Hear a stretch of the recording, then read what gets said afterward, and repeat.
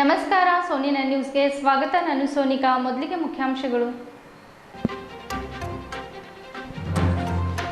ಬೀದರ್ನ scent Paul Methodist ಕೇಂದ್ರ ಸಭೆಯಲ್ಲಿ COVID-19 ಸರ್ಕಾರದ ನಿಯಮಗಳ ಪಾಲನೆ ಮೂಲಕ ಯೇಸುಸ್ವಾಮಿ ಪುನರುತ್ಥಾನ ಹಾಗೂ ಇಷ್ಟರದೇ ಆಚರಣೆ. ಬಸವಕಲ್ಯಾಣ ನಗರಸಭೆ ಬಿಜೆಪಿ ಸದಸ್ಯ ಮಾರುತಿ ಡಿ ಲಾಡೆ ನಿಧನ. ಮೃತರ ಕುಟುಂಬಕ್ಕೆ ಸೂರ್ಯಕಲ್ ನಾಗರಹಳ್ಳಿಯಿಂದ ವೈಯಕ್ತಿಕ 1 ಲಕ್ಷ ರೂಪಾಯಿ ಸಹಾಯ. ಬೀದರ್ ನಗರಸಭೆ ಚುನಾವಣೆಯಲ್ಲಿ 20 ರಿಂದ 25 ವಾರ್ಡ್ಗಳಲ್ಲಿ ಬಿಜೆಪಿಗೆ ಗೆಲ್ಲಿಸಲು ಕಾರ್ಯಕರ್ತರಿಗೆ ಸಚಿವ ಪ್ರಭು ಚವ್ಹಾಣ್ ಕರೆ. ಬೀದರ್ ಸಹಕಾರ ಸಕ್ಕರೆ ಕಾರ್ಖಾನೆಯ ಆಡಳಿತ ಮಂಡಳಿ ನಿರ್ದೇಶಕರ ಸ್ಥಾನಕ್ಕೆ ಚುನಾವಣೆ. ಮತದಾರರ ಪಟ್ಟಿಯಲ್ಲಿ ಹೆಚ್ಚುವರಿ ಹೆಸರು ಸೇರ್ಪಡೆಗೆ ಕೇಳಿ ವಿರೋಧ.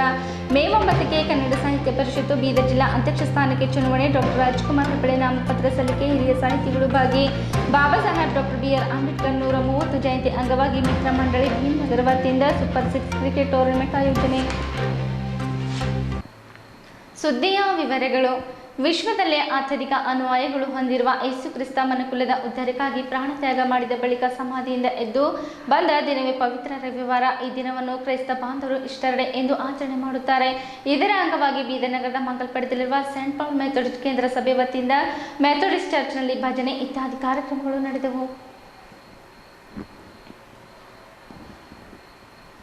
ವಿಶ್ವದಲ್ಲೇ ಅತ್ಯಧಿಕ ಅನುಯಾಯಿಗಳು ಹೊಂದಿರುವ ಯೇಸು ಕ್ರಿಸ್ತ ಮನುಕುಲದ ಉದ್ಧಾರಕ್ಕಾಗಿ ಪ್ರಾಣತ್ಯಾಗ ಮಾಡಿದ ದಿನವೇ ಶುಭ ಶುಕ್ರವಾರ, ಪವಿತ್ರ ಶನಿವಾರ ಹಾಗೂ ಪವಿತ್ರ ರವಿವಾರ ದಿನದಂದು ಯೇಸು ಸ್ವಾಮಿ ಸಮಾಧಿಯಿಂದ ಎದ್ದು ಬರುವ ದಿನವೇ ಪವಿತ್ರ ರವಿವಾರವಾಗಿದೆ. ವಿಶ್ವದಂತ ಪವಿತ್ರ ರವಿವಾರದ ದಿನದಂದು ಈಸ್ಟರ್ ಡೇ ಹಬ್ಬವನ್ನು ಕ್ರೈಸ್ತ ಅನುಯಾಯಿಗಳು ಬೀದರ್ ನಗರದ ವಿವಿಧ ಚರ್ಚ್ಗಳಿಗೆ ತೆರಳಿ ವಿಶೇಷ ಪ್ರಾರ್ಥನೆ ಸಲ್ಲಿಸುತ್ತಾರೆ. ಬೀದರ್ ನಗರದ ಮಂಗಲ್ಪೇಟೆಯಲ್ಲಿರುವ ಸೆಂಟ್ ಪಾಲ್ ಮೆಥೋಡಿಸ್ಟ್ ಚರ್ಚ್ನಲ್ಲಿ ಕ್ರೈಸ್ತ ಬಾಂಧವರು ತಮ್ಮ ಪರಿವಾರದೊಂದಿಗೆ ಚರ್ಚ್ಗೆ ಹೋಗಿ ವಿಶೇಷ ಪ್ರಾರ್ಥನೆ ಸಲ್ಲಿಸಿ ಕೋವಿಡ್-19 ಸರ್ಕಾರದ ನಿಯಮಗಳು ಪಾಲನೆ ಮಾಡುವ ಮೂಲಕ ಮೆಥೋಡಿಸ್ಟ್ ಚರ್ಚ್ ಆವರಣದಲ್ಲಿ ಮಹಿಳೆಯರು, ಮಕ್ಕಳು, ಯುವಕರು, ಯುವತಿಯರು, ವಯೋವೃದ್ಧರು ಭಜನೆ ಮಾಡಿ ಮನುಕುಲದ ಉದ್ಧಾರಕ್ಕಾಗಿ ಪ್ರಾಣತ್ಯಾಗ ಮಾಡಿದ ಕರುಣಾಮಯಿ ದಯಸಾಗರ ಸ್ಮರಣೆ ಮಾಡಿದರು. ಈ ಸಂದರ್ಭದಲ್ಲಿ ಸೆಂಟ್ ಪಾಲ್ ಮೆಥೋಡಿಸ್ಟ್ ಚರ್ಚ್ನ ಮೇಲ್ವಿಚಾರಕರಾದ ಘನ್ ಎಂ.ಪಿ. ಜೈಪಾಲ್ ಅವರು ಮಾತನಾಡುತ್ತಾ, ಯೇಸು ಸ್ವಾಮಿ ಶಿಲುಬೆಗೇರಿದ 3ನೇ ದಿನ ಅಂದರೆ ಪವಿತ್ರ ರವಿವಾರ ಸಮಾಧಿಯಿಂದ ಎದ್ದು ಬಂದು ಅನೇಕ ಜೀವಿಗಳ ಉದ್ಧಾರ ಮಾಡಿದ್ದಾರೆ ಎಂದರು. ಸೆಂಟ್ ಪಾಲ್ ಮೆಥೋಡಿಸ್ಟ್ ಚರ್ಚ್ನ ಕಾರ್ಯದರ್ಶಿ ಬಿ.ಕೆ. ಸುಂದರಜ್ ಅವರು ಮಾತನಾಡುತ್ತಾ, ರಾಜ್ಯ ಸರ್ಕಾರದ ಕೋವಿಡ್-19 ನಿಯಮಗಳು ಪಾಲಿಸಿಕೊಂಡು ಪವಿತ್ರ ರವಿವಾರದಂದು ಈಸ್ಟರ್ ಡೇ ಹಬ್ಬವನ್ನು ಆಚರಣೆ ಮಾಡಲಾಗುತ್ತದೆ ಎಂದರು. ಈ ಕಾರ್ಯಕ್ರಮದಲ್ಲಿ ವಿಧಾನ ಪರಿಷತ್ ಸದಸ್ಯರಾದ ಅರವಿಂದ್ ಕುಮಾರ್ ಅರಳಿ, ಬೀದರ್ ನಗರದ ಹಾಗೂ ಬೀದರ್ ಜಿಲ್ಲೆಯ ಗ್ರಾಮೀಣ ಪ್ರದೇಶದ ಜನರು, ಕ್ರೈಸ್ತ ಬಾಂಧವರು, ಮಹಿಳೆಯರು, ಮಕ್ಕಳು, ಯುವಕರು ಹಾಗೂ ನಾಗರಿಕರು ಇದ್ದರು. ಹೀಗೆ ಕ್ರಿಸ್ತನ ನಮ್ಮೊಂದಿಗಿದ್ದು ಸದಾ ನಿಮ್ಮನ್ನು ಆಶೀರ್ವದಿಸಲಿ, ನಿಮ್ಮನ್ನು ಬಲಪಡಿಸಲಿ, ನಿಮ್ಮನ್ನು ಕಾಪಾಡಲಿಕ್ಕಾಗಿ ನಾನು ಹಾರೈಸುತ್ತೇನೆ. ತಂದೆಯಾದ ದೇವರು ನಿಮ್ಮೊಂದಿಗೆ ಇದ್ದು ನಿನ್ನ ಕೃಪೆಯಿಂದ ನಮ್ಮನ್ನು ನಡೆಸಿ ಅದ್ಭುತವಾಗಿ ಮತ್ತು ಆಶ್ಚರ್ಯಕರ ರೀತಿಯಲ್ಲಿ ಬಲಪಡಿಸಿ ನಿನ್ನ ದಿವ್ಯ ಹಸ್ತವಾಗಿ ಕಾಪಾಡ್ತಾ ಬರಬೇಕೆಂದು ಒಂದು ಸರ್ವರಲ್ಲಿ ಪ್ರಾರ್ಥನೆ ದಯಮಾಡಿ. ಜನ ಸಾಗರ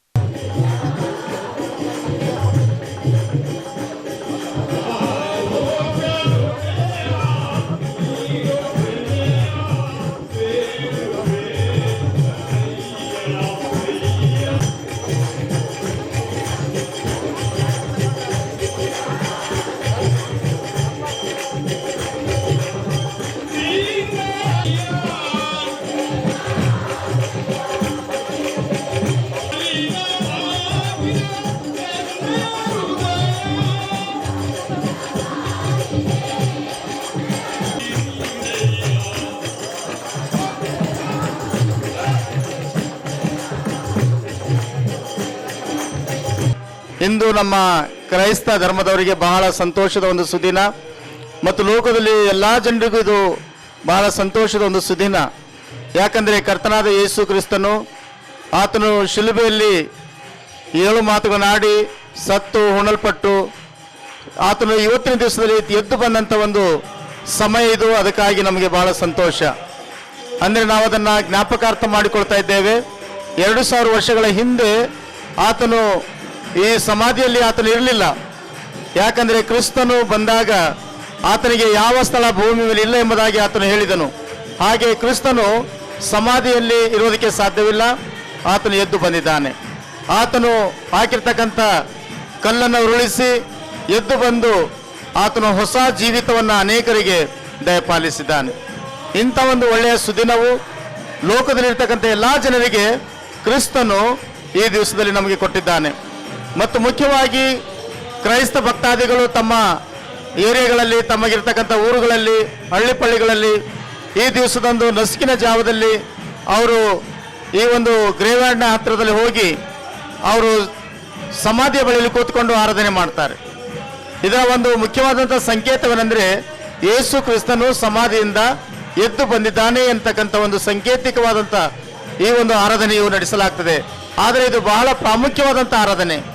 ಇಂದು ಮಾನವರ ಜೀವನದಲ್ಲಿ ಹೊಸ ಬೆಳಕನ್ನು, ಹೊಸ ತಿರುವನ್ನು ಮತ್ತು ಹೊಸ ನಿರೀಕ್ಷೆಯನ್ನು ಕೊಟ್ಟಿರ್ತಕ್ಕಂಥ ಕ್ರಿಸ್ತನು ಆತನು ಪುನರುತ್ಥಿತನಾಗಿದ್ದಾನೆ. ಆ ಪುನರುತ್ಥಾನವೇ ನಮ್ಮೆಲ್ಲರ ಜೀವನದಲ್ಲಿ ಇವತ್ತು ಬೆಳಕನ್ನು ಕೊಡುವಂಥದ್ದಾಗಿದೆ. ಕತ್ತಲೆಯು ಹೋಗಿ ಬೆಳಕು ನಮಗೆ ಬಂದು ನಾವು ಈ ಹೊಸ ಜೀವನ ನಡೆಸೋದಕ್ಕೆ ಕ್ರಿಸ್ತನು ನಮ್ಮೆಲ್ಲರಿಗೆ ಸಹಾಯ ಮಾಡ್ತಾನೆ.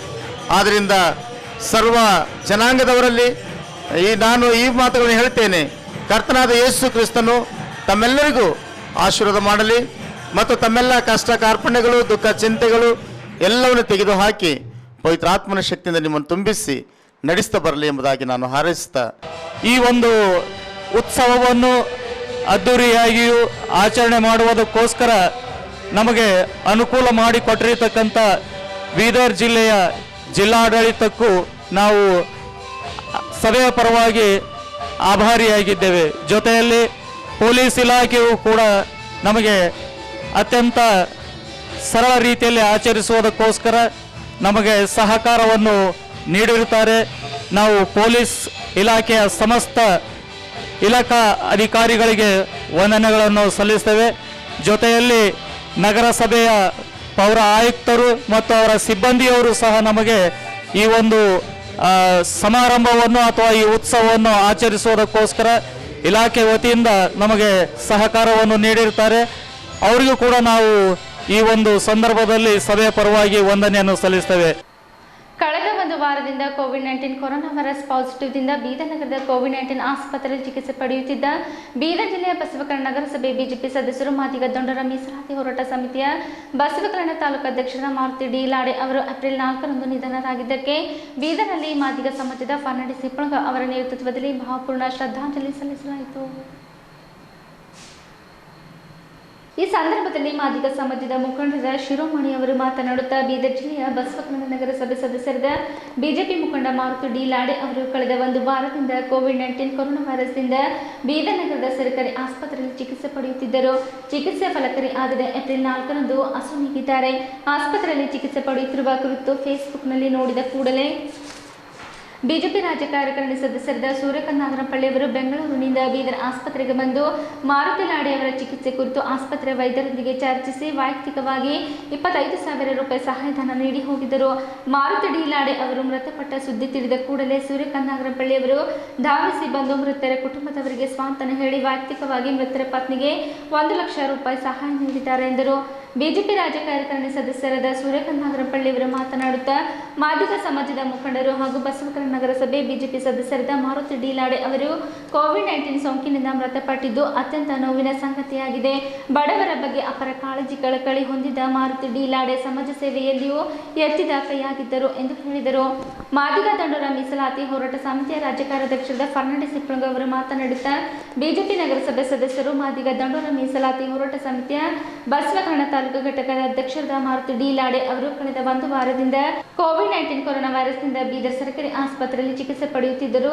ಸೌಜನ್ಯಕ್ಕಾದರೂ ಬಸವಕಲ್ಯಾಣ ವಿಧಾನಸಭೆಯ ಬಿಜೆಪಿ ಅಭ್ಯರ್ಥಿ ಶರಣು ಸಲಗರ್ ಅವರು ಸೌಜನ್ಯಕ್ಕಾದರೂ ಬಂದು ಭೇಟಿ ಮಾಡಿಲ್ಲ ಎಂದರು. ಈ ಸಂದರ್ಭದಲ್ಲಿ ಪ್ರದೀಪ್ ಹೆಗ್ಡೆ ಅವರು ಸೇರಿದಂತೆ ಮಾದಿಗ ಸಮಾಜದ ಬಾಂಧವರು, ಮಾರುತಿ ಡಿ ಲಾಡೆ ಅವರ ಕುಟುಂಬದವರಿದ್ದರು.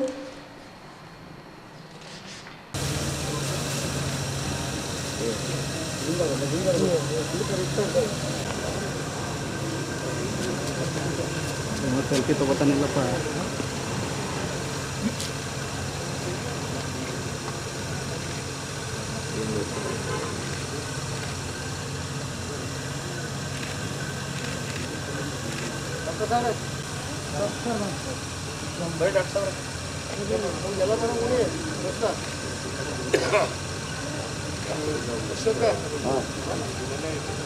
ಅವು ಕೋವಿಡ್ ಪೇಷಂಟ್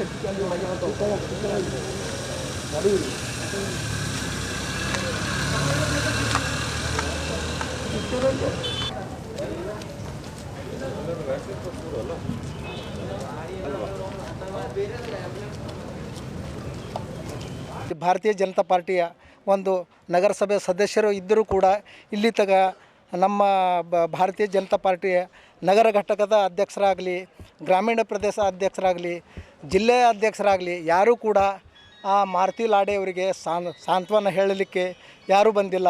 ಅದೇ ರೀತಿಗೆ ನಮ್ಮ ಬೀದರ್ ಜಿಲ್ಲೆಯ ಶ್ರೀ ಸೂರ್ಯಕಾಂತ್ ನಾಗಮರಪಳ್ಳಿ ಅವರು ತಕ್ಷಣ ಅವರು ಫೇಸ್ಬುಕ್ನಲ್ಲಿ ನೋಡಿ ಆ ಮಾರುತಿ ಲಾಡೆ ಅವರ ಈ ಕೋವಿಡ್ ಆಸ್ಪತ್ರೆಯಲ್ಲಿ ಅವರು ಭರ್ತಿ ಆದಾಗ ಸ್ವತಃ ಅವರೇ ಬಂದು ಇಲ್ಲಿ ಅವರಿಗೆ ಸಾಂತ್ವನ ಹೇಳಿ ಮತ್ತು ಆ ಬಡ ಕುಟುಂಬಕ್ಕೆ 25,000 ನೆರವು ಕೊಟ್ಟು ಮತ್ತು ಅವರ ಮನೆಗೆ ಹೋಗಿ 1 ಲಕ್ಷ ರೂಪಾಯಿ ಕೊಡ್ತೀನಿ ಅಂತ ಘೋಷಣೆ ಮಾಡಿ ಈ ಬಡ ಕುಟುಂಬಕ್ಕೆ ಭಾಳ ಋಣಿಯಾಗಿದ್ದಾರೆ. ಅವರಲ್ಲಿ ನಾವು ನಮ್ಮ ಸಮಾಜದ ಪರವಾಗಿ ನಾವು ಅವರಿಗೆ ಋಣಿಯಾಗಿರುತ್ತೇವೆ.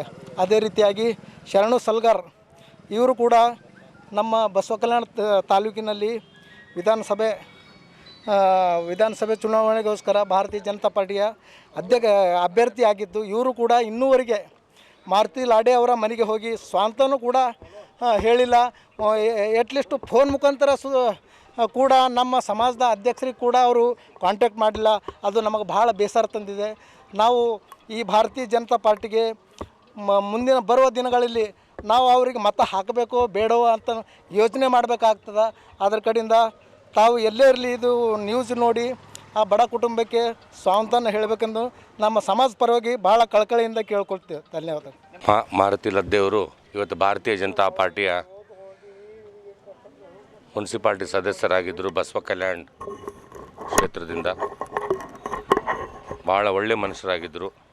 ಯಾರೇ ಕಷ್ಟದಲ್ಲಿದ್ದಾರೆ, ದುಃಖದಲ್ಲಿದ್ದಾರೆ, ಆಸ್ಪತ್ರೆಗೆ ಕರ್ಕೊಂಡು ಹೋಗ್ಬೇಕಂದ್ರೆ ಅವ್ರ ಪರವಾಗಿ ನಿಂತು ಹೆಗಲ ಮೇಲೆ ಹಾಕ್ಕೊಂಡು ಹೋಗ್ತಾಯಿದ್ರು. ಯಾರೇ ಊಟ ಇಲ್ಲ ಅಂತಂದರೆ ಅವ್ರಿಗೆ ಭೇಟಿ ಮಾಡೋಕ್ಕೆ ಹೋದಾಗಲೂ ಅವ್ರ ಹತ್ರ 500 ರೂಪಾಯಿ ಜೋಬಲ್ಲಿ ಇರ್ತದಂದರೆ ತಾನು ತಿಂದರೆ ಬಂದಿರೋರಿಗೆ ತಿನ್ನಿಸಿ ಏನು ಎಕ್ಸ್ಟ್ರಾ ದುಡ್ಡು ಖರ್ಚಾಗ್ಬಿಡುತ್ತೋ, ಎಲ್ಲಿ ಬಿಲ್ ಜಾಸ್ತಿ ಆಗಿಬಿಡುತ್ತೋ ಅಂದ್ಬಿಟ್ಟು ತಾನು ಹೋಗಿ ಚಾಕ್ಲೇಟೋ ಏನೋ ಶುಗರ್ ಇತ್ತು, ಪೇಷಂಟವ್ರು ಶುಗರ್ ಇತ್ತು, ಆ ಚಾಕ್ಲೇಟ್ ತಿಂದ್ಬಿಟ್ಟು ಬೇರೆಯವ್ರಿಗೆ ಊಟ ಆಗ್ತಕ್ಕಂಥ ಅಷ್ಟು ಒಳ್ಳೆ ಗುಣದಂಥ ವ್ಯಕ್ತಿ. ಸುಮಾರು 10 ವರ್ಷದಿಂದ ಸತತವಾಗಿ ಜನಸೇವೆ ಮಾಡಿಕೊಂಡು ಬಡವರದು ಎಲ್ಲರದು ಸೇವೆ ಮಾಡಿಕೊಂಡು ಒಬ್ಬ ಭಾರತೀಯ ಜನತಾ ಪಕ್ಷದ ಒಂದು ಭಾಳ ಒಳ್ಳೆ ಕ್ಯಾಂಡಿಡೇಟು. ಇವಾಗ ಅಟ್ ಪ್ರೆಸೆಂಟ್ ಕೌನ್ಸಿಲರ್ ಅವರು ತೀರೋಗಿದ್ದಾರೆ. ಈ ಕರೋನಾ ಮಹಾಮಾರಿಯಿಂದ ಯಾರಿಗೂ ಬಿಡ್ತಾ ಇಲ್ಲ. ಮಹಾಮಾರಿ ಆಗಬಾರ್ದಾಗಿತ್ತು. ಪಾಪ ಅವ್ರ ಪರಿವಾರದವರು ದತ್ತು ಅವರಿದ್ದಾರೆ, ಅವರು ಪ್ರಭು ಅವರಿದ್ದಾರೆ. ಪಾಪ ಅವರೆಲ್ಲ ನೆನ್ನೆ ಬಂದಿದ್ದರು. ನಾವು ನೆನ್ನೆ ಆಸ್ಪತ್ರೆಗೆ ಬಂದು ಡಿಸ್ಟ್ರಿಕ್ಟ್ ಸರ್ಜನ್ ಅವ್ರ ಹತ್ರ, ಇಲ್ಲಿ ಡಿಸ್ಟ್ರಿಕ್ಟ್ ಸೂಪರ್ಡೆಂಟ್ ಅವ್ರ ಹತ್ರ ಎಲ್ಲರ ಹತ್ರ ಮಾತಾಡಿದಾಗ ಅವ್ರು ಪಾಪ ಹೇಳಿದ್ರು, ಇಲ್ಲ ಸರ್ 24/25 ಇದೆ HRCTಯಲ್ಲಿ. ಭಾಳ is on a mechanical support, totally on a mechanical support, ಕಷ್ಟದಲ್ಲಿದ್ದಾರೆ ಅಂತಂದರು. ಅವ್ರು ನೋಡಿದ್ರೆ ಇವತ್ತು ಪಾಪ ಸಡನ್ನಾಗಿ ನೆನ್ನೆ ಹಿಂಗಾಗಿದೆ. ಅದಕ್ಕಾಗಿ ನಾವು ಜಿಂದಗಿಗೆ ಸಾಥ್ ಬಿ ಜಿಂದಗಿಗೆ ಬಾತ್ ಬಿ ಅಂತ ನಾವು ಒಂದು ಆಂಬುಲೆನ್ಸ್ ಮಾಡಿ ಸುಮಾರು 120 ಈ ಥರ ಕರೋನಾದಲ್ಲಿ ಇದಾಗಿರೋದಕ್ಕೆ ಅವ್ರಿಗೆಲ್ಲ ನಾವು ಅಂತಿಮ ಸಂಸ್ಕಾರ ಒಂದು ನಮ್ಮ ಕಡೆಯಿಂದ ಮಾಡಿಸ್ತಾಯಿದ್ವಿ. ಈಗ ಕೂಡ ಅವ್ರ ಮನೆಯವ್ರಿಗೆ ಭಾರತೀಯ ಜನತಾ ಪಕ್ಷದ ಕಡೆಯಿಂದ ನನ್ನ ಕಡೆಯಿಂದ 1 ಲಕ್ಷ ರೂಪಾಯಿ ಅವರು ಮನೆಗೆ ಹೋಗಿ ಅದನ್ನು ಮುಟ್ಸೋದು ಕೆಲಸನೂ ಮಾಡ್ತೀವಿ.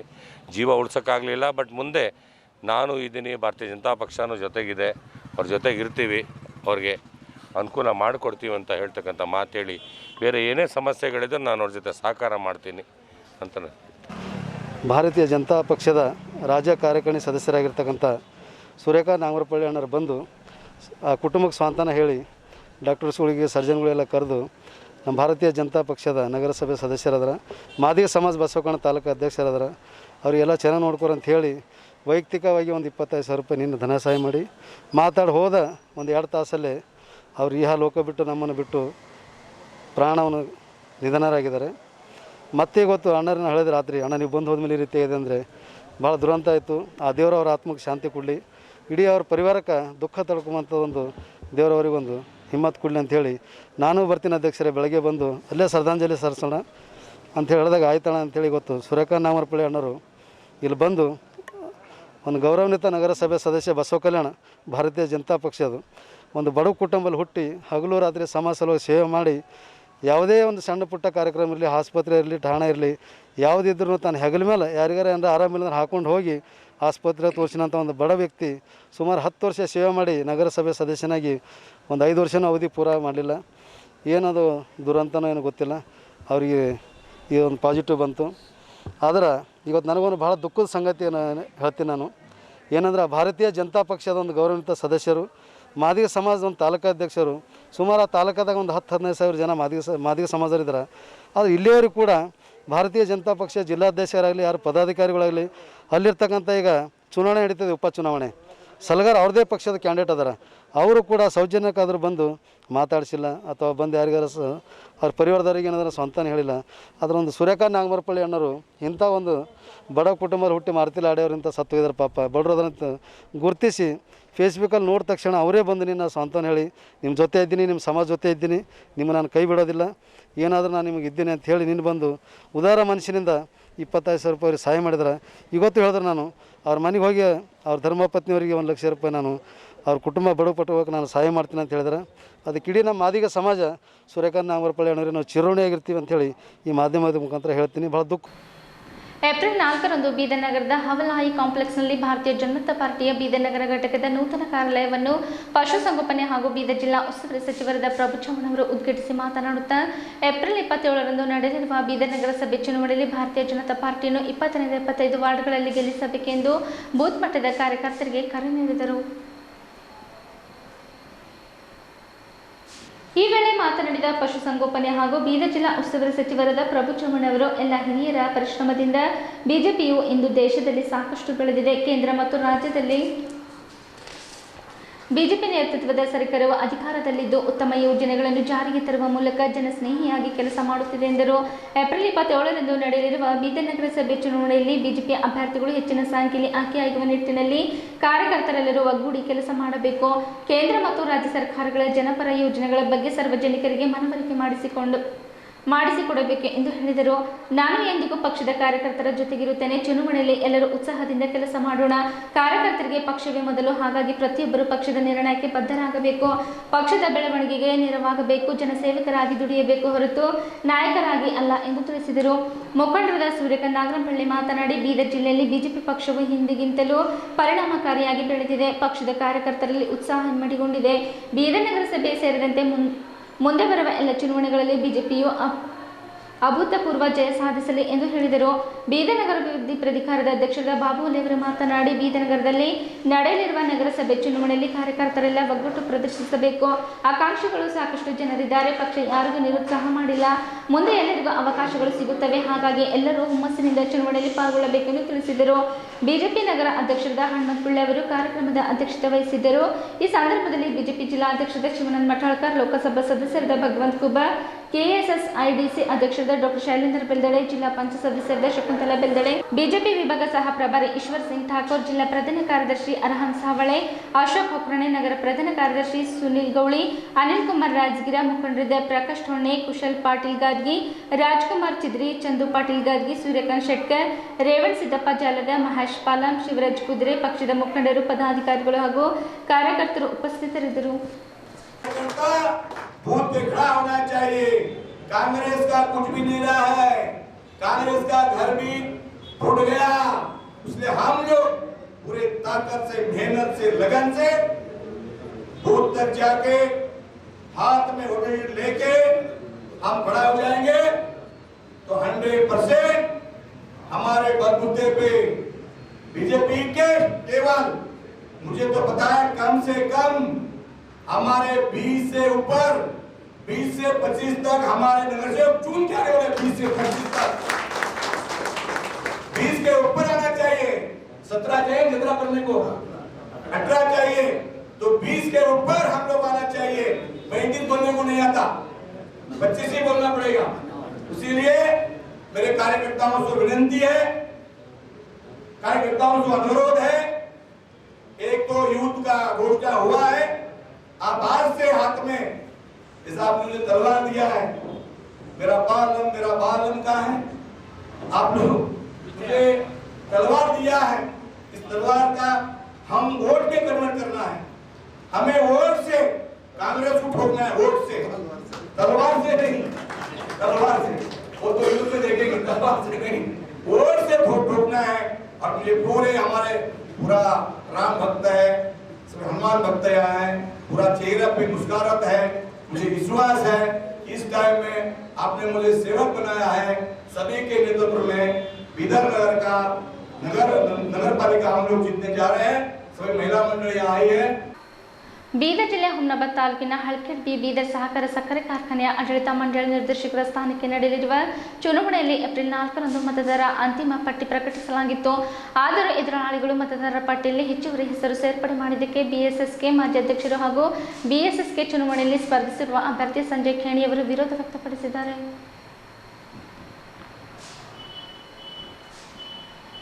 ಬೀದರ್ ಜಿಲ್ಲೆಯ ಹುಮ್ನಾಬಾದ್ ತಹಸೀಲ್ದಾರದ ಶ್ರೀಮತಿ ಜಯಶ್ರೀ ಅವರು ಮಾತನಾಡುತ್ತಾ, ಬೀದರ್ ಸಹಕಾರ ಸಕ್ಕರೆ ಕಾರ್ಖಾನೆಯ ಮತದಾರರ ಅಂತಿಮ ಪಟ್ಟಿ ಪ್ರಕಟಿಸಲಾಗಿದೆ. ಮತದಾರರ ಪಟ್ಟಿಯಲ್ಲಿ ಸಕ್ಕರೆ ಕಾರ್ಖಾನೆಯ ಅಧಿಕೃತ ಕಬ್ಬು ಬೆಳೆಗಾರರ ಸದಸ್ಯರ ಸಂಖ್ಯೆ 4865 ಇದ್ದು, ಕಬ್ಬು ಬೆಳೆಗಾರರು ಅಲ್ಲದೆ ಸದಸ್ಯರ ಸಂಖ್ಯೆ 307 ಇದೆ. ಏಪ್ರಿಲ್ 4ಕ್ಕೆ ಉತ್ಪಾದಕ ಮತದಾರರ ಸಂಖ್ಯೆ 4865 ಇದ್ದರೆ ಅನುತ್ಪಾದಕ ಮತದಾರರ ಸಂಖ್ಯೆ 307 ಇದೆ ಎಂದರು. ಬೀದರ್ ಸಹಕಾರ ಸಕ್ಕರೆ ಕಾರ್ಖಾನೆಯ ಮಾಜಿ ಅಧ್ಯಕ್ಷರಾದ ಸಂಜಯ್ ಖೇಣಿಯವರು ಬೀದರ್ ಸಹಕಾರ ಸಕ್ಕರೆ ಕಾರ್ಖಾನೆಯ ಚುನಾವಣೆಯ ಸಂದರ್ಭದಲ್ಲಿ ಮತದಾರರ ಪಟ್ಟಿಯಲ್ಲಿ ಹೆಚ್ಚುವರಿ ಮತದಾರರ ಹೆಸರನ್ನು ಸೇರ್ಪಡೆ ಮಾಡಿದ್ದನ್ನು ತೆಗೆದುಹಾಕಬೇಕು ಎಂದು ಒತ್ತಾಯಿಸಿ ಹುಮ್ನಾಬಾದ್ ತಹಸೀಲ್ದಾರರಿಗೆ ಮನವಿ ಪತ್ರ ಸಲ್ಲಿಸಿದ ಬಳಿಕ ಸುದ್ದಿಗಾರರೊಂದಿಗೆ ಮಾತನಾಡುತ್ತಾ, ಏಪ್ರಿಲ್ 4ರಂದು ಬೀದರ್ ಸಹಕಾರ ಸಕ್ಕರೆ ಕಾರ್ಖಾನೆ ಆಡಳಿತ ಮಂಡಳಿ ಚುನಾವಣೆಯಲ್ಲಿ ಸ್ಪರ್ಧಿಸಿರುವ ಎಲ್ಲ ಅಭ್ಯರ್ಥಿಗಳ ಸಭೆ ಕರೆಯಲಾಗಿತ್ತು. ಈ ಸಭೆಯಲ್ಲಿ ಕಬ್ಬು ಬೆಳೆಗಾರರ ಮತದಾರರ ಸಂಖ್ಯೆ 4865 ಮತ್ತು ಕಬ್ಬು ಬೆಳೆಗಾರರು ಅಲ್ಲದ ಮತದಾರರ ಸಂಖ್ಯೆ 307 ಎಂದು ಹೇಳಲಾಗಿತ್ತು. ಏಪ್ರಿಲ್ 5ರಂದು ಏಕಾಏಕಿ 5551 ಮತದಾರರು ಎಂದು ಹೇಳಲಾಗುತ್ತದೆ. ಮತದಾನದ 24 ಗಂಟೆಯೊಳಗೆ ಮತದಾರರ ಪಟ್ಟಿಯಲ್ಲಿ ಹೆಸರು ಸೇರಿಸಲು ಅವಕಾಶ ಇರುವುದಿಲ್ಲ. ಆದರೂ ಹೆಸರುಗಳು ಸೇರ್ಪಡೆ ಮಾಡಿದ್ದು ರದ್ದು ಮಾಡಬೇಕು ಎಂದರು. ಈ ಸಂದರ್ಭದಲ್ಲಿ ಬೀದರ್ ಸಹಕಾರ ಸಕ್ಕರೆ ಕಾರ್ಖಾನೆ ಚುನಾವಣೆಯಲ್ಲಿ ಸ್ಪರ್ಧಿಸಿರುವ ಅಭ್ಯರ್ಥಿಗಳು ಹಾಗೂ ಸಂಜಯ್ ಖೇಣಿ ಅವರ ಬೆಂಬಲಿಗರು ಇದ್ದರು.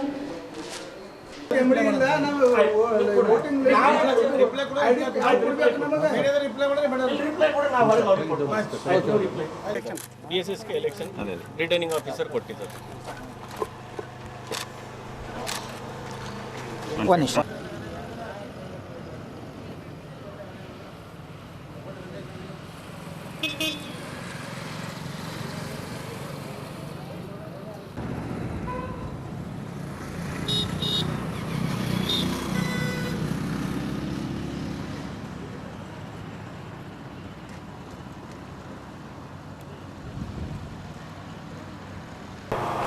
ಇದು ವ್ಯವಸ್ಥಾಪಕರು ನಿರ್ದೇಶಕರು ಬೀದರ್ ಸಹಕಾರ ಸಕ್ಕರೆ ಕಾರ್ಖಾನೆ ಹಳ್ಳಿಕೇಡ್ ಬಿ ರವರು ಅಧಿಕೃತ ಕಬ್ಬು ಬೆಳೆಗಾರ ವರ್ಗದಲ್ಲಿ ಒಟ್ಟು 4865 ಮತದಾರರ ಸಂಖ್ಯೆ ಉಳ್ಳ ಪಟ್ಟಿಯನ್ನು ಇವತ್ತು 4/4/2021 ಸಲ್ಲಿಸಿರ್ತಾರೆ.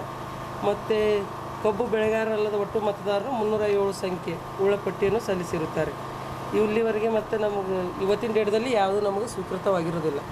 ನಿನ್ನೆ ಡೇಟ್ವರೆಗೆ ನಮ್ಮ 4/4/2021 ಏನು ಕೊಟ್ಟಿದ್ದಾರೆ, ಇದೇ ಫೈನಲ್ಲು. ಅದೇ 4865 ಅದೇ final.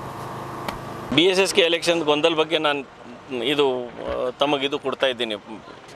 Clarification ಕೊಡಬೇಕಂದ್ರೆ voter list clarification ಬಗ್ಗೆ ನಿನ್ನೆ ನಮಗೆ ಮೀಟಿಂಗ್ ಕರೆದಿದ್ರು ಎಲ್ಲ ಕ್ಯಾಂಡಿಡೇಟ್ಗಳಿಗೆ, ಎಲ್ಲ ಎಲೆಕ್ಷನ್ ನಿಂತ ಎಲ್ಲ ಕ್ಯಾಂಡಿಡೇಟ್ಗಳಿಗೆ. ಪ್ಯಾನಲ್ 32-33 ಕ್ಯಾಂಡಿಡೇಟ್ ಇದ್ದಾರೆ. ಎಲ್ಲರಿಗೂ ಕರೆದು election officer, returning officer, MD ಎಲ್ಲರಿದ್ದರು. ಎಲ್ಲ ಕ್ಯಾಂಡಿಡೇಟ್ ಎದುರುಗಡೆ ಡಿಕ್ಲೇರ್ ಮಾಡಿದ್ರಕ್ಕೆ 4865 ವೋಟರ್ಸ್, ಪ್ರೊಡ್ಯೂಸರ್ ವೋಟರ್ಸ್ ಇದ್ದಾರೆ. 307 ನಾನ್ ಪ್ರೊಡ್ಯೂಸರ್ ಮೆಂಬರ್ಸ್ ವೋಟರ್ಸ್ ರೈಟ್ ಇದ್ದಿದ್ದದ. ಅದಾಗೋಣ ಮತ್ತು ಇವತ್ತು ಬೆಳಗ್ಗೆ ನಮಗೊಂದು ಸರ್ಪ್ರೈಸ್ ಏನಿತ್ತಂದರೆ ಬೆಳಗ್ಗೆ ಬರಸ್ತಾನೆ ಮತ್ತು 5551 ಎಷ್ಟು ಅದ ಅಂತ ಒಬ್ಬ ಇಲ್ಲಿ ಬೋರ್ಡಿಗೆ ಹಚ್ಬಿಟ್ಟಿದ್ರು ಅಲ್ಲಿ ಎಷ್ಟು ಜಾಸ್ತಿ ಆಗ್ಯದ ಅಂಥೇಳಿ ಅದು ಕ್ಲಾರಿಫಿಕೇಷನ್ ನಾವು ಬೇಡ್ದೆವು. ಅದ್ರ ಸಲುವಾಗಿ ತಾವೇನಂದಿದ್ರು ಫಸ್ಟ್ ಅದ್ರೂ ಕ್ಲಾರಿಫಿಕೇಷನ್ ಏನಂದಿದ್ರು, ಕೋಆಪ್ರೇಟಿವ್ ಎಲೆಕ್ಷನ್ ಕಮಿಷನ್ ಅವ್ರಿಗೆ ಆರ್ಡರ್ ಕೊಟ್ಟಿದೆ 24 hours ಬಿಫೋರ್ ಎಲೆಕ್ಷನ್. ಅಂದ್ರೆ ಇವತ್ತು ಬೆಳಗ್ಗೆ 9 ಗಂಟೆ ಏನು ಲಿಸ್ಟ್ ಬರ್ತದೆ ಕೋರ್ಟ್ಲಿಂದ ಫಸ್ಟ್ರದ್ದು ಆರ್ಡರ್ ಇತ್ತಂದರೆ ಆಕ್ಸೆಪ್ಟ್ ಮಾಡಬೇಕು ಅಂತಿತ್ತು. ಅದರ ಪ್ರಕಾರ ನಮ್ಮಲ್ಲಿ ರೈಟಿಂಗಲ್ಲೂ ಇದೆ, ನಿನ್ನ ಸಾಯಂಕಾಲ ಆಗಲಿ ಇವತ್ತು ಸಂಜೆಗೆ 3 ಗಂಟೆ 3:15 ತನೂ ಅವ್ರ ಬಳಿ ಇದ್ದಿದ್ದು ವೋಟರ್ ಲಿಸ್ಟ್ 4865 ಇದೆ. ಪ್ರೊಡ್ಯೂಸರ್ ಮೆಂಬರಲ್ಲಿ ಎಲೆಕ್ಷನ್ ಆಫೀಸರ್ ರೈಟಿಂಗಲ್ಲಿ ಲೆಟರ್ ಕೊಟ್ಟಿದ್ದಾರೆ, ನಾವು ಇದರ ಬಗ್ಗೆ ಕ್ಲಾರಿಫೈ ಮಾಡ್ಬೋದು. 307 ಏನದ ನಾನ್ ಪ್ರೊಡ್ಯೂಸರ್ ಮೆಂಬರ್ಸ್ ಅದ ಇದು ವೋಟರ್. ಅದಕ್ಕೆ ಇದು ಗೊಂದಲ ನಡೀತಾ ಇತ್ತು. ಅವ್ರು ಏನೇನೋ ಇದ್ರ ರೀತಿಲಿಂದ ಅವರು ಇದು ಮಾಡ್ಬೇಕಂತೇಳಿ ಮಾಡ್ತಾಯಿದ್ರು, ಸ್ವಲ್ಪ ಸೇರ್ಪಡೆ ಮಾಡ್ಬೇಕಂತ ಇದ್ರು. ಅದಕ್ಕೆ ಇದು ಕ್ಲಾರಿಫಿಕೇಶನ್ ಸಲ್ಲಿಕೆ ನಾ ಇದು ಸ್ಟೇಟ್ಮೆಂಟ್ ಕೊಡ್ತಾ ಇದ್ದೇನೆ. ಮೇ 9ರಂದು ನಡೆದಿರುವ ಕನ್ನಡ ಸಾಹಿತ್ಯ ಪರಿಷತ್ತಿನ ಬೀದರ್ ಜಿಲ್ಲಾ ಅಧ್ಯಕ್ಷ ಸ್ಥಾನದ ಚುನಾವಣೆಯಲ್ಲಿ ಕನ್ನಡ ಪರ ಸಂಘಟನೆ ಮುಖಂಡರಾದ ಡಾಕ್ಟರ್ ರಾಜ್ಕುಮಾರ್ ಹೆಬ್ಬಾಳೆ ಅವರು ಬೀದರ್ ನಗರದ ಅಂಬೇಡ್ಕರ್ ವೃತ್ತದ ಸಮೀಪದ ಕರ್ನಾಟಕ ಸಾಹಿತ್ಯ ಸಂಘದಿಂದ ಬೃಹತ್ ಮೆರವಣಿಗೆ ಮೂಲಕ ಬೀದರ್ ತಹಸೀಲ್ ಕಚೇರಿಗೆ ಆಗಮಿಸಿ ಬೀದರ್ ಹಿರಿಯ ಸಾಹಿತಿಗಳ ಹಾಗೂ ನೂರಾರು ಬೆಂಬಲಿಗರ ಸಮ್ಮುಖದಲ್ಲಿ ನಾಮಪತ್ರ ಸಲ್ಲಿಸಿದರು. ನೂರಾರು ಹಿರಿಯ ಸಾಹಿತಿಗಳು, ಬರಹಗಾರರು, ಮಹಿಳಾ ಸಾಹಿತಿಗಳು ಹಾಗೂ ಕಲಾವಿದರೊಂದಿಗೆ ಅವರ ಆಶೀರ್ವಾದ ಪಡೆದು ಕನ್ನಡ ಸಾಹಿತ್ಯ ಪರಿಷತ್ತಿನ ನಿಕಟಪೂರ್ವ ಗೌರವ ಕಾರ್ಯದರ್ಶಿಗಳಾದ ಡಾಕ್ಟರ್ ರಾಜ್ಕುಮಾರ್ ಹೆಬ್ಬಾಳೆ ಅವರು ಬೀದರ್ ತಹಸೀಲ್ ಕಚೇರಿಯಲ್ಲಿ ನಾಮಪತ್ರ ಸಲ್ಲಿಸಿದರು. ಕರ್ನಾಟಕ ಸಾಹಿತ್ಯ ಸಂಘದಿಂದ ತಾಯಿ ಭುವನೇಶ್ವರಿ ಹಾಗೂ ವಿಶ್ವಗುರು ಬಸವಣ್ಣನವರ ಪೂಜೆ ಸಲ್ಲಿಸಿದ ನಂತರ ಶೇಷಪ್ಪ ಚಿಟ್ಟ, ಹಲಗೆ ಕಲಾವಿದರು ಹಾಗೂ ಲಂಬಾಣಿ ಜನಪದ ಕಲಾವಿದರ ನೃತ್ಯದೊಂದಿಗೆ ಅಂಬೇಡ್ಕರ್ ವೃತ್ತದಲ್ಲಿ ಅವರ ಭಾವಚಿತ್ರಕ್ಕೆ ಮಾಲಾರ್ಪಣೆ ಹಾಗೂ ಭಗತ್ ಸಿಂಗ್ ವೃತ್ತಕ್ಕೆ ಮಾಲಾರ್ಪಣೆ ಸಲ್ಲಿಸಿ ನಾಮಪತ್ರ ಸಲ್ಲಿಸಲಾಯಿತು. ಈ ಸಂದರ್ಭದಲ್ಲಿ ಹಿರಿಯ ಸಾಹಿತಿಗಳಾದ ಪಂಚಾಕ್ಷರಿ ಪುಣ್ಯಶೆಟ್ಟಿ ಅವರು ಮಾತನಾಡುತ್ತಾ, ಡಾಕ್ಟರ್ ರಾಜ್ಕುಮಾರ್ ಹೆಬ್ಬಾಳೆ ಅವರು ಶತಯುಗಾತೆಯ ಈ ಬಾರಿ ಗೆಲ್ಲಲೇಬೇಕು. ನಮ್ಮೆಲ್ಲ ಹಿರಿಯರ ಆಶೀರ್ವಾದ ಅವರ ಮೇಲಿದೆ. ರಾಜ್ಕುಮಾರ್ ಒಂದು ಕ್ಷಣ ಕಾಲಹರಣ ಮಾಡದೆ ನಿರಂತರ ಕಲೆ ಮತ್ತು ಸಾಹಿತ್ಯ ಸೇವೆಯಲ್ಲಿ ತೊಡಗಿಸಿಕೊಂಡಿದ್ದಾರೆ. ಕರ್ನಾಟಕ ಸಾಹಿತ್ಯ ಸಂಘಕ್ಕೆ ಹಾಗೂ ತರಬೇತಿ ಕೇಂದ್ರಕ್ಕೆ ಕೇಂದ್ರದಿಂದ 25 ಲಕ್ಷ ರೂಪಾಯಿ ಅನುದಾನ ತಂದು ಕಟ್ಟಡ ನಿರ್ಮಾಣ ಮಾಡಿದ್ದಾರೆ ಎಂದರು. ಬಹುಶಃ ಡಾಕ್ಟರ್ ರಾಜ್ಕುಮಾರ್ ಅವರ ಪರಿಚಯ ಪತ್ರ ನೋಡಿಯೇ ಕನ್ನಡ ಸಾಹಿತ್ಯ ಪರಿಷತ್ತಿನ ಬೆಂಗಳೂರಿನ ಕೇಂದ್ರ ಸಮಿತಿ ಅವರನ್ನು ಕಸಪ ಜಿಲ್ಲಾ ಅಧ್ಯಕ್ಷರನ್ನಾಗಿ ಆಯ್ಕೆ ಮಾಡಬಹುದಾಗಿತ್ತು. ಆದರೆ ಹಿಂದಿನ ಅಧ್ಯಕ್ಷರ ಮಾತು ತಪ್ಪುವಿಕೆಯಿಂದಾಗಿ ವಿನಾಕಾರಣ ಚುನಾವಣೆ ನಡೆಸಬೇಕಾಗಿ ಬಂದಿದೆ. ಆದರೂ ಕೂಡ ರಾಜ್ಕುಮಾರನಿಗೆ ಈ ಬಾರಿ ಕಸಪ ಅಜೀವ ಸದಸ್ಯರು ಖಂಡಿತ ಕೈ ಹಿಡುತ್ತಾರೆ. ಅವರ ಗೆಲುವು ನಿಶ್ಚಿತ ಎಂದು ಪುಣ್ಯಶೆಟ್ಟಿ ತಿಳಿಸಿದರು. ಡಾಕ್ಟರ್ ರಾಜ್ಕುಮಾರ್ ಹೆಬ್ಬಾಳೆ ಅವರು ಮಾತನಾಡುತ್ತಾ, ಕಳೆದ 10-15 ವರ್ಷಗಳಿಂದ ಬೀದರ್ ಜಿಲ್ಲೆಯಲ್ಲಿ ಕನ್ನಡ ಪರ ಕಾರ್ಯಗಳಲ್ಲಿ ಸಕ್ರಿಯವಾಗಿ ಪಾಲ್ಗೊಂಡು ಬೀದರ್ ಜಿಲ್ಲೆಯಲ್ಲಿ ರಚನಾತ್ಮಕ ಕಾರ್ಯಗಳು ಮಾಡಲಾಗುತ್ತದೆ ಎಂದರು. ಬೀದರ್ ಜಿಲ್ಲೆಯ ಭಾಲ್ಕಿ ತಾಲೂಕಿನ ಕನ್ನಡ ಸಾಹಿತ್ಯ ಪರಿಷತ್ತಿನ ಮಾಜಿ ಅಧ್ಯಕ್ಷರಾದ ಶಿವನಗುಂದಿಗೆ ಅವರು ಮಾತನಾಡುತ್ತಾ, ಈ ಬಾರಿ ಡಾಕ್ಟರ್ ರಾಜ್ಕುಮಾರ್ ಹೆಬ್ಬಾಳೆ ಅವರು ಗೆಲುವು ಖಚಿತವಾಗಿದೆ ಎಂದರು. ಬೀದರ್ ಜಿಲ್ಲೆಯ ಸಾಹಿತಿಗಳನ್ನು ಹಾಗೂ ಕಲಾವಿದರನ್ನು ರಾಜ್ಯ ಹಾಗೂ ರಾಷ್ಟ್ರ ಮಟ್ಟದಲ್ಲಿ ಪರಿಚಯಿಸುವ ಕಾರ್ಯ ಹೆಬ್ಬಾಳೆ ಮಾಡಿದ್ದಾರೆ. ಕೇವಲ ಕಲೆ ಮತ್ತು ಸಾಹಿತ್ಯ ಮಾತ್ರವಲ್ಲದೆ ಕೋವಿಡ್ ಸಂದರ್ಭದಲ್ಲಿ ತನ್ನ ಪ್ರಾಣ ಭಯ ತೊರೆದು ಸುಮಾರು 4000 ಗಂಟಲು ದ್ರವ ಪರೀಕ್ಷಿಸಿ ಸ್ವಂತ ಕೊರೋನಾ ವೈರಸ್ಗೆ ತುತ್ತಾಗಿ ಸಾವುಗೆದ್ದು ಬಂದಿದ್ದಾರೆ. ಇಂತಹ ಪರಿಶ್ರಮ ಜೀವಿ ಡಾಕ್ಟರ್ ರಾಜ್ಕುಮಾರ್ ಹೆಬ್ಬಾಳೆ ಅವರಿಗೆ ನಮ್ಮ ಹಾಗೂ ಎಲ್ಲ ಹಿರಿಯ ಸಾಹಿತಿಗಳ ಒಕ್ಕಲಿನ ಬೆಂಬಲವಿದೆ. ಈ ಬಾರಿ ಹೆಬ್ಬಾಳೆ ಗೆಲ್ಲುತ್ತಾರೆ ಎಂದು ಆತ್ಮವಿಶ್ವಾಸ ವ್ಯಕ್ತಪಡಿಸಿದರಲ್ಲದೆ ಎಲ್ಲ ಕಸಪ ಅಜೀವ ಸದಸ್ಯರು ಡಾಕ್ಟರ್ ಹೆಬ್ಬಾಳೆ ಅವರನ್ನು ಬೆಂಬಲಿಸಿ ಎಂದು ಮನವಿ ಮಾಡಿಕೊಂಡರು. ಇದೇ ವೇಳೆ ಹುಮ್ನಬ ಸಾಹಿತಿಗಳಾದ ಡಾಕ್ಟರ್ ಸೋಮನಾಥ್ ಎಳವರ್, ಹಿರಿಯ ಸಾಹಿತಿ ಡಾಕ್ಟರ್ ಗವಿಸಿದ್ದಪ್ಪ ಪಾಟೀಲ್, ಹಿರಿಯ ಸಾಹಿತಿಗಳಾದ doctor MG Deshpande, doctor Rajkumar Hebbale, Ramesh Mathapati, doctor Somnath Elavar, Vasant Hunasenal, Jayaraj Khandre, CS Ganachari, Umakant Meese, Ramakrishnan Sale, Prakash Lekshetti, Vaidyanath Kamathane, professor Ashok Mainale, Suryakant Vallapure, Shambhulinga Kamanna, Kashappa Balkile, H Kashinath Reddy, doctor Basavaraja Swami, professor SB Biradar, Sanjikumar Jummar, Sangana Basava Shivaputra, Channabasappa Biradar, Basavaraj Mathapati, Shivaraj Palikele, Sharada Narayan Petkar, Shivanand Gundige, Kashinath Rathod, Shivaraj Rotte, Ravindra ಲಕ್ಷೆಟ್ಟಿ, Prakash Kannale, Ashok ಅಷ್ಟೂರೆ, Sharanappa ಚಿಟ್ಟಮ್ಮ, Ramesh ಡುಂಗಪುರೆ, Srikanth ಸ್ವಾಮಿ ಬೋರ್ಗಿ, ಚಂದ್ರಶೇಖರ್ ಹೆಬ್ಬಾಳೆ, ಡಾಕ್ಟರ್ ಜಗನ್ನಾಥ್ ಹೆಬ್ಬಾಳೆ, ಡಾಕ್ಟರ್ ಮಹಾನಂದ್ ಮಡಿಕೆ, ಶ್ರೀಕಾಂತ್ ಪಾಟೀಲ್, ಡಾಕ್ಟರ್ ಸುನೀತಾ ಕೊಡ್ಲಿಕರ್ ಸೇರಿದಂತೆ ಅನೇಕರು ಉಪಸ್ಥಿತರಿದ್ದರು.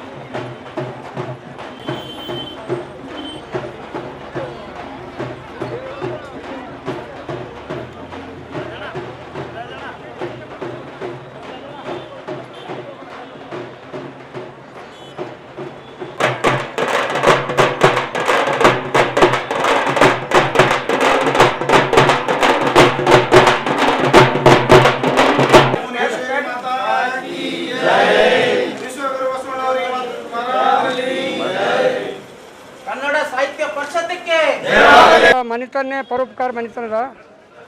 ಬರೀ ಇಷ್ಟು ಚುನಾವಣೆ ಅಂತ ಅಷ್ಟೇ ಅಲ್ಲ, ಈ ಸಾಂಸ್ಕೃತಿಕ ಯಾರೇ ಕಾರ್ಯಕ್ರಮಗಳು ಈ ಬೀದರ್ನೊಳಗೆ ನಡೀಲಿ ಅವ್ರ ಭಾಗ ಇದೇ ಇರ್ತದೆ. ಅವ್ರು ಅದಲ್ಲದೆ ದಾನಿಗಳನ್ನೂ ಹರ ಮತ್ತು ಕನ್ನಡ ಅಭಿಮಾನಿಗಳನ್ನೂ ಕೂಡ ಹರ. ರಾಜ್ಕುಮಾರ್ ಇವರು ದಿಲ್ಲಿ ತನಕ ಅವ್ರದ್ದು ಹೆಸರದ. ಅವರು ನಮ್ಮ ಕನ್ನಡ ಸಾಹಿತ್ಯ ಸಂಘ ಕಟ್ಟೋ ಸಲುವಾಗಿ ದಿಲ್ಲಿನಿಂದ 25 ಲಕ್ಷ ರೂಪಾಯಿ ಸ್ಯಾಂಕ್ಷನ್ ಮಾಡಿಸಿ ನಮ್ಮ ಬೀದರ್ಗೆ ಒಂದು ತಾಜ್ ಮಹಲ್ ಮಾಡಿದಂಗೆ ಅಷ್ಟು ಒಂದು ಸುಂದರವಾದಂಥ ಭವನ ಕಟ್ಟಿಸ್ಯಾರ ಅವರು. ಇವರು ಪರಿಷತ್ತಿಗೆ ಆಯ್ಕೆಯಾಗಿ ಬಂದ್ರೆ ಅದಕ್ಕಿಂತ ಒಂದು ಹೆಚ್ಚಿನ ಪ್ರಯತ್ನ ಮಾಡಿ ಭವನಗಳು ಕಟ್ಟಿಸ್ಬೋದು. ಯುವಕರ ಹರ, ಸರಳ ವ್ಯಕ್ತಿ ಹರ, ಯಾವುದೂ ಅಹಂಕಾರ ಇಲ್ಲ ಅವ್ರ ಬಳಿ. ಭಾಳ ಚಿಕ್ಕವರಿದ್ರೂ ಕೂಡ ದೊಡ್ಡ ಮನಸ್ಸವರಲ್ಲ, ಅವ್ರು ಹೇಗೂ ಕೂಡ ಆರಿಸಿ ಬರ್ತಾರೆ ಅಂಥೇಳಿ ನನಗೆ ಉಮೇದು. ನಾನು ಬೀದರ್ ಜಿಲ್ಲೆಯಲ್ಲಿ ಕನ್ನಡ ಪರ ಸಂಸ್ಥೆಗಳ ಮೂಲಕ ಸುಮಾರು 15-20 ವರ್ಷಗಳಿಂದ ನಮ್ಮ ಕನ್ನಡ ಜಾನಪದ ಸಾಹಿತ್ಯ ಸಂಸ್ಕೃತಿಗೆ ಸಂಬಂಧಪಟ್ಟಂತೆ ಅನೇಕ ರಚನಾತ್ಮಕ ಕಾರ್ಯಕ್ರಮಗಳು ಗಡಿ ಬೀದರ್ ಜಿಲ್ಲೆಯಲ್ಲಿ ನಿರಂತರವಾಗಿ ಹಮ್ಮಿಕೊಳ್ಳುತ್ತಾ ಬಂದಿರುತ್ತೇನೆ.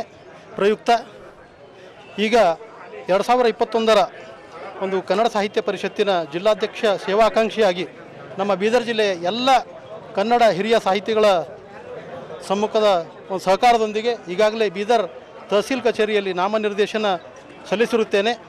ಆದುದರಿಂದ ನಮ್ಮ ಬೀದರ್ ಜಿಲ್ಲೆಯ ಎಲ್ಲ ಕನ್ನಡ ಅಭಿಮಾನಿಗಳು, ಕನ್ನಡ ಸಾಹಿತ್ಯ ಪರಿಷತ್ತಿನ ಅಜೀವ ಸದಸ್ಯರು ನನಗೆ ಜಿಲ್ಲಾ ಅಧ್ಯಕ್ಷನಾಗಿ ಸೇವೆಯನ್ನು ಮಾಡಲಿಕ್ಕೆ ಆಶೀರ್ವಾದ ಮಾಡಬೇಕು, ಅನುಕೂಲ ಮಾಡಬೇಕು.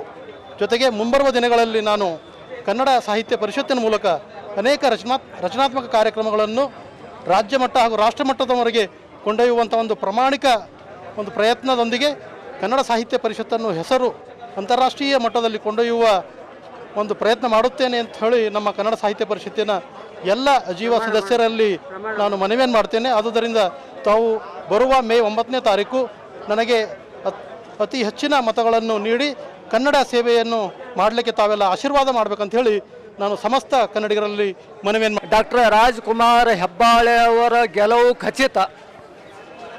ಯಾಕಂದರೆ ಅವರಲ್ಲಿ ವಿನಯ, ನಮ್ರತೆ, ವಿಧೇಯತೆ ಇದೆ ಮತ್ತು ಸತ್ಯ ಯಾವಾಗಲೂ ಸತ್ಯವಾಗ್ತದೆ, ಸುಳ್ಳು ಯಾವಾಗಲೂ ಸುಳ್ಳು ಸಾಯ್ತದೆ ಅದು. ಆದ್ದರಿಂದ ಎಲ್ಲರದ್ದು ಬೆಂಬಲ ಅವರಿಗಿದೆ, ರಾಜ್ಕುಮಾರ್ ಹೆಬ್ಬಾಳೆ ಬೆಂಬಲ ಇದೆ. ಹಿಂದೆ ಏನದ ಜಗನ್ನಾಥ ಹೆಬ್ಬಾಳೆ ಅವರು ಏನದ ಕನ್ನಡ ಸಾಹಿತ್ಯ ಪರಿಷತ್ ಅಧ್ಯಕ್ಷೆ ಮಾಡಿದ್ದು ಸಹಿತ ಶ್ರೇಯಸ್ಸು ಆಶೀರ್ವಾದ, ಸಾಹಿತ್ಯಗಳ ಆಶೀರ್ವಾದ ಏನದ ಅವರ ಹಿಂದೆ ಇರುವುದರಿಂದ ಅವರ ಗೆಲುವು ಖಚಿತ. ಅವರು ಹೆಚ್ಚಿನ ಪ್ರಚಂಡ ಬಹುಮತದಿಂದ ಆರಿಸಿ ಬರ್ತಾರಂತ ನಮ್ಮದೇನದ ವಿಶ್ವಾಸವಿದೆ. ಬಾಬಾ ಸಾಹೇಬ್ ಡಾಕ್ಟರ್ BR ಅಂಬೇಡ್ಕರ್ ಅವರ 130ನೇ ಜಯಂತಿ ಅಂಗವಾಗಿ ಮಿತ್ರ ಮಂಡಳಿ ಭೀಮನಗರ ವತಿಯಿಂದ ಬೀದರ್ ನಗರದ ಬರಶಾಹಿ ಮೈದಾನದಲ್ಲಿ ಸೂಪರ್ 6 ಕ್ರಿಕೆಟ್ ಟೂರ್ನಿಮೆಂಟ್ ಆಯೋಜಿಸಲಾಗಿದೆ. ಈ ಸಂದರ್ಭದಲ್ಲಿ ವಿನಯ್ ಅವರು ಮಾತನಾಡುತ್ತಾ ಬಾಬಾ ಸಾಹೇಬ್ ಡಾಕ್ಟರ್ BR ಅಂಬೇಡ್ಕರ್ ಅವರ 130ನೇ ಜಯಂತಿ ಅಂಗವಾಗಿ ಮಿತ್ರ ಮಂಡಳಿ ಭೀಮನಗರ ವತಿಯಿಂದ ಸೂಪರ್ 6 ಕ್ರಿಕೆಟ್ ಟೂರ್ನಿಮೆಂಟ್ ಆಯೋಜಿಸಲಾಗಿದೆ ಎಂದರು. ದಲಿತ ಮುಖಂಡರಾದ ಅನಿಲ್ ಕುಮಾರ್ ಬೆಂದರೆ ಅವರು ಮಾತನಾಡುತ್ತಾ ಬಾಬಾ ಸಾಹೇಬ್ ಡಾಕ್ಟರ್ BR ಅಂಬೇಡ್ಕರ್ ಅವರ 130ನೇ ಜಯಂತಿ ಅಂಗವಾಗಿ ಮಿತ್ರ ಮಂಡಳಿ ಭೀಮನಗರ ವತಿಯಿಂದ ಸೂಪರ್ 6 ಕ್ರಿಕೆಟ್ ಟೂರ್ನಿಮೆಂಟ್ ಆಯೋಜಿಸುವ ಮೂಲಕ ಯುವಕರನ್ನು ಕ್ರೀಡೆಯತ್ತ ವಾಲುವಂತೆ ಮಾಡಿದೆ ಎಂದರು. ಈ ಪಂದ್ಯಗಳಲ್ಲಿ ಒಟ್ಟು 8 ತಂಡಗಳು ಭಾಗವಹಿಸುವ ಉತ್ತಮ ಆಟ ಪ್ರದರ್ಶನ ಮಾಡುತ್ತವೆ. 2 ದಿನಗಳ ಪಂದ್ಯಾವಳಿಯಲ್ಲಿ ಫೈನಲ್ ಪಂದ್ಯದಲ್ಲಿ ಗೆದ್ದ ತಂಡಕ್ಕೆ ಬಹುಮಾನ ನೀಡಲಾಗುವುದು ಎಂದರು. ಶ್ರೀಕಾಂತ್ ಬೆಂದರೆ ಅವರು ಮಾತನಾಡುತ್ತಾ ಯುವಕರು ನೈಜ ಕ್ರೀಡೆಗಳನ್ನು ಮರೆತು ಮೊಬೈಲ್ಗಳಲ್ಲಿ ಕ್ರೀಡೆಗಳು ಆಡುವ ಮೂಲಕ ಸಮಯ ವ್ಯರ್ಥ ಮಾಡುತ್ತಿದ್ದಾರೆ ಎಂದರು. ಮೊಹಮ್ಮದ್ ಸಫಿಯುದ್ದೀನ್ ಅವರು ಮಾತನಾಡುತ್ತಾ ಬಾಬಾ ಸಾಹೇಬ್ ಡಾಕ್ಟರ್ BR ಅಂಬೇಡ್ಕರ್ ಅವರ 130ನೇ ಜಯಂತಿ ಅಂಗವಾಗಿ ಮಿತ್ರ ಮಂಡಳಿ ಭೀಮನಗರ ವತಿಯಿಂದ ಸೂಪರ್ 6 ಕ್ರಿಕೆಟ್ ಟೂರ್ನಿಮೆಂಟ್ ಆಯೋಜಿಸುವ ಮೂಲಕ ಯುವ ಪೀಳಿಗೆಗೆ ಕ್ರೀಡಾಶಕ್ತಿ ಬೆಳೆದು ಆರೋಗ್ಯದ ಜೊತೆಗೆ ಶಾರೀರಿಕವಾಗಿ ಸದೃಢವಾಗುತ್ತದೆ ಎಂದರು. ಈ ಕಾರ್ಯಕ್ರಮದಲ್ಲಿ ಬಾಬಾ ಸಾಹೇಬ್ ಡಾಕ್ಟರ್ BR ಅಂಬೇಡ್ಕರ್ ಅವರ 130ನೇ ಜಯಂತಿ ಅಂಗವಾಗಿ ಮಿತ್ರ ಮಂಡಳಿ ಭೀಮನಗರ ವತಿಯಿಂದ ಸೂಪರ್ 6 ಕ್ರಿಕೆಟ್ ಟೂರ್ನಿಮೆಂಟ್ ಆಯೋಜಕರು ಹಾಗೂ ಭೀಮನಗರದ ನಾಗರಿಕರು ಇದ್ದರು.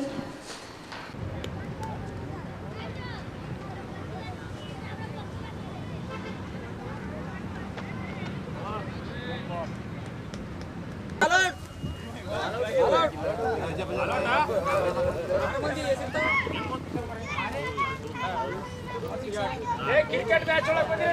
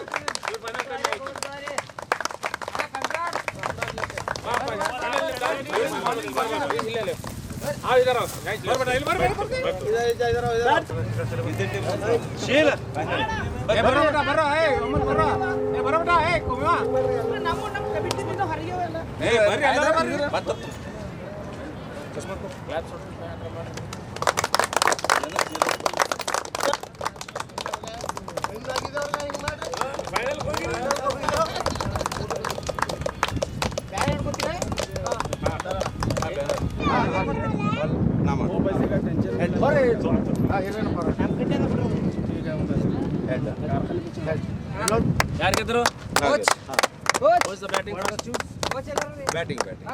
चलो batting royal star batting Congratulations, all the best. Committee ಜಲ್ದಿ ಹೋಗ್ರಿ ಎಲ್ಲ ನಿಮ್ಮ ತಯಾರಿ ಮಾಡಿ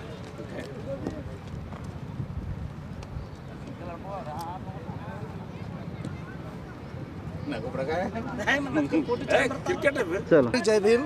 ನನ್ನ ಹೆಸರು ನವೀನ್ ಅಂತ. ನಮ್ಮ ಓಣೆಯಲ್ಲಿ ಅಂಬೇಡ್ಕರ್ ಜಯಂತಿ ಸಲುವಾಗಿ ಕ್ರಿಕೆಟ್ ಟೂರ್ನಿಮೆಂಟ್ ಆಯೋಜನೆ ಮಾಡಿದ್ದಾರೆ. ಅವರಿಗೆಲ್ಲ ಧನ್ಯವಾದ ಹೇಳ್ತಾ 2 ಮಾತು. 130ನೇ ಜಯಂತಿಯ ಸಂದರ್ಭದಲ್ಲಿ ಬೀದರ್ ನಗರದ ಭೀಮನಗರ ಓಣಿಯ ಎಲ್ಲ ಯುವಕರು ಸೇರಿಕೊಂಡು ಇವತ್ತು ಡಾಕ್ಟರ್ ಬಾಬಾ ಸಾಹೇಬ್ ಅಂಬೇಡ್ಕರ್ ಬರ್ತಕ್ಕಂಥ 14ನೇ ಏಪ್ರಿಲ್ ಜಯಂತಿಯ ಹಾಗೂ ಈ ಕೋವಿಡ್ ಇರೋದರಿಂದ ಸರಳ ರೀತಿಯಲ್ಲಿ ಒಂದು ಕ್ರಿಕೆಟನ್ನು ಆಡಬೇಕಂತ ಎಲ್ಲ ಯುವಕರು, ಯಾಕೆಂದರೆ ಕಳೆದ 1 ವರ್ಷದಿಂದ ಎಲ್ಲ ಆಟ ಪಾಠಗಳಲ್ಲಿ ಕಡಿವಾಣಗಳಿದ್ದು, ಹೀಗಾಗಿ ಈ ಒಂದು ಬಾಬಾ ಸಾಹೇಬರ ಜಯಂತಿಯ ನಿಮಿತ್ತವಾಗಿ ಭೀಮನಗರದಲ್ಲಿ ವಿವಿಧ ತಂಡಗಳನ್ನು ರಚನೆ ಮಾಡಿಕೊಂಡು ಇವತ್ತು ಕ್ರಿಕೆಟನ್ನು ನಿನ್ನೆ ಪ್ರಾರಂಭ ಆಗಿದೆ. ಇವತ್ತು ಫೈನಲ್ ಇದೆ. ಇವತ್ತು ಫೈನಲ್ ತಂಡದ ಕ್ಯಾಪ್ಟನ್ ಈಗಾಗಲೇ ಮಾತನಾಡಿದ್ದಾರೆ. ಮತ್ತು ಈ ಕ್ರಿಕೆಟ್ ಆಯೋಜನೆ ಮಾಡ್ತಕ್ಕಂತಹ ಎಲ್ಲ ಮಿತ್ರ ಮಂಡಳಿಗೆ ಅಮೂಲ್ ಅವರು ಭಾಳಷ್ಟು ಜನ ಇದ್ದಾರೆ. ಯಾಕೆಂದರೆ ಸುಮಾರು ಎಷ್ಟು ಟೀಮ್ ಬಂದಿದೆ? 8 ಟೀಮು ಇಲ್ಲಿ ಭಾಗವಹಿಸಿದೆ ಮತ್ತು ಭಾಳ ಒಳ್ಳೆಯ ರೀತಿಯಿಂದ ಈ ಒಂದು ಆಟ ನಡೀತಾ ಇದೆ. ಹೀಗಾಗಿ ಈ ಒಂದು ಕ್ರಿಕೆಟ್ನ ಮುಖಾಂತರ ಡಾಕ್ಟರ್ ಬಾಬಾ ಸಾಹೇಬ್ ಅಂಬೇಡ್ಕರ್ ಜಯಂತಿಯನ್ನು ಆಚರಣೆ ಮಾಡಲಿಕ್ಕೆ ಎಲ್ಲ ಯುವಕರು ಸೇರಿದ್ದಾರೆ. ಇದಕ್ಕೆ ಬಿಟ್ಟು ಇನ್ನೂ ಹಲವಾರು ಕಾರ್ಯಕ್ರಮಗಳನ್ನು ಹಮ್ಮಿಕೊಂಡಿದ್ದಾರೆ. ಹೀಗಾಗಿ ಬರ್ತಕ್ಕಂಥ ದಿನದಲ್ಲಿ ತಮ್ಮ ಮಾಧ್ಯಮದ ಮುಖಾಂತರ ಬೀದರ್ ಜಿಲ್ಲೆಯ ಎಲ್ಲ ಯುವಕರು ಹೆಚ್ಚಿನ ರೀತಿಯಲ್ಲಿ ಕ್ರೀಡೆಯಲ್ಲಿ ಭಾಗವಹಿಸಿ ಸದೃಢರಾಗಿ ಅಂತ ಹೇಳಿ ಮತ್ತೊಮ್ಮೆ ಬಾಬಾ ಸಾಹೇಬ್ ಅಂಬೇಡ್ಕರ್ ಜಯಂತಿಯ ಹಾರ್ದಿಕ ಶುಭಾಶಯವನ್ನು ಕೊಡ್ತೀವಿ. ನ್ಯೂ ಜನರೇಷನ್ ಏನದ ತೋಲ್ ಅಲಗ್ ವೇದಾಗ ನಡೆದ ಸ್ಪೋರ್ಟ್ಸ್ ಅಂಬದು ಖತಮ್ ಹೋಗ್ಯದ ಅವ್ರ ಬಳಿ. ಫೋನು ಅದು ಇದು ಅಲಗ್ ವೇದಾಗ ನಡೆದಾರ. ಸೊ ಮಾಡೋ ಉದ್ದೇಶ ಏನಂದ್ರೆ ಒಂದು ಸ್ಪೋರ್ಟ್ಸ್ದಾಗ ಬರಬೇಕು, ಎಲ್ಲ ಹುಡುಗರು ಆಡಬೇಕು, ಹೆಲ್ತ್ ಬಿ ಫಿಟ್ ಇರ್ತದ, ಎಲ್ಲ ಫಿಟ್ನೆಸ್ದಾಗ ಇರ್ತಾರಂತ, ಅದು ಒಂದೇ ಉದ್ದೇಶದಿಂದ ಆಗುತ್ತೆ. सबको नमस्ते, जय भीम। ये बाबा साहब अम्बेडकर के लिए 14 अप्रैल के लिए एक टूर्नामेंट रखा गया है और पूरे भीमनगर की टीम है। कोई भी जीतो भीमनगर का कप भीमनगर में रहता है। और सबसे बड़ी खुशी की बात यह है मेरे को, ये टूर्नामेंट लगाने से हेल्थ मेंटेन पूरा और पूरे जने आके बैठ के जो देख रहे हैं, सबसे ज़्यादा मज़ा तो बैठे वालों को भी आ रहा है और जो टीम खेल रहे हैं और खिला रहे हैं उनको भी मज़ा बहुत है। और हमारे साथ ಇಲ್ಲಿವರೆಗೆ ಸುದ್ದಿ ಕೊಟ್ಟಿದ್ದು ನಾನು ಸೋನಿಕಾ. ಮುಂದಿನ ಸುದ್ದಿಯೊಂದಿಗೆ ಮತ್ತೆ ಭೇಟಿಗಳು. ವಂದನೆಗಳು.